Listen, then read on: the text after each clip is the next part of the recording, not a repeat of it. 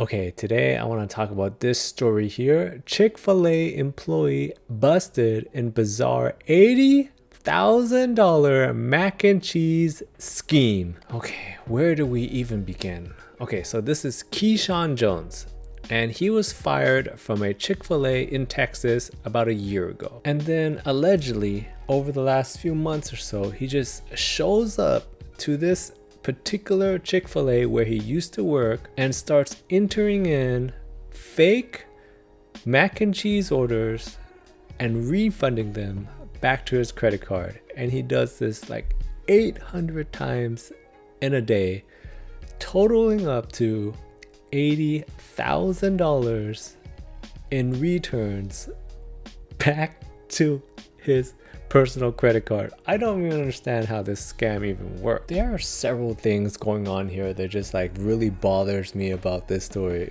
I guess the first thing is, one, he was fired months, years ago, right? And he's allegedly able to get back into the shift, right? There should be some sort of shift manager or something. I know Chick-fil-A's are busy. They have people coming in and out all the time, employees, who knows who works where.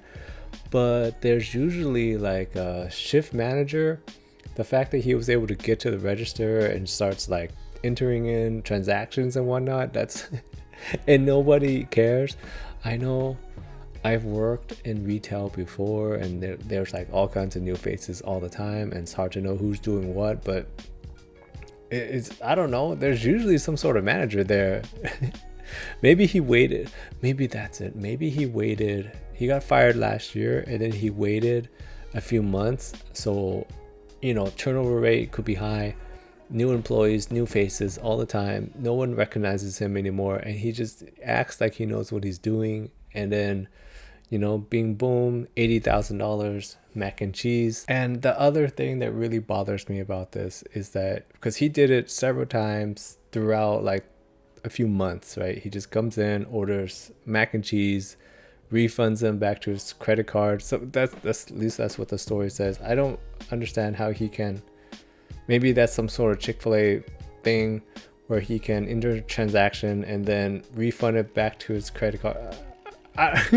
Maybe like, because like a credit card is not meant to hold money. You know what I mean? Like, I don't know. That's the part I don't understand. But they were able to catch him because the owner of this franchise noticed unusual mac and cheese to return ratios. It seems to me the fact that he was able to do it over the last few months or weeks or whatever, allegedly, gotta throw that out there, means that if he mixed it up and not did mac and cheese every time, maybe because whatever it is in the Chick-fil-A system, maybe mac and cheese is like the fastest thing that you can enter in, and he just boop boop boop and get out. But if he just mixed it up, like deluxe combo here, a few soft serves here, a few drinks here, like just mix it up and not just do mac and cheese all the time, I feel like he could have kept this going. We could be talking about something else, like $1 million. Who knows? And I guess the other thing that's getting to me about this story right now is that Chick-fil-A is a small working area, right? There's the counter, there's the back, there's probably a manager's office, janitor closet, eating area, right? Very small confined area. Then you gotta shrink that down more for employees to interact with each other. No, I'm pretty sure people saw him and just didn't care. It is what it is. We've all been there.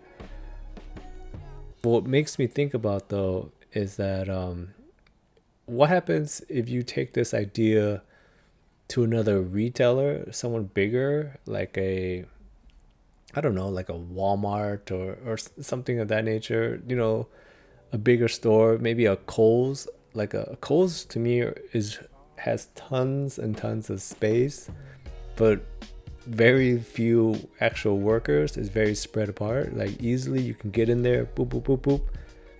I don't know, maybe it's something about Chick-fil-A's system that you can do that, but it sounds to me that this could be spread around to other retailers.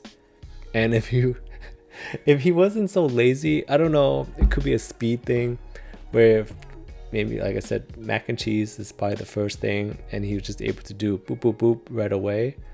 But if you just spread it out and do all kinds of different things, I don't think anyone would notice.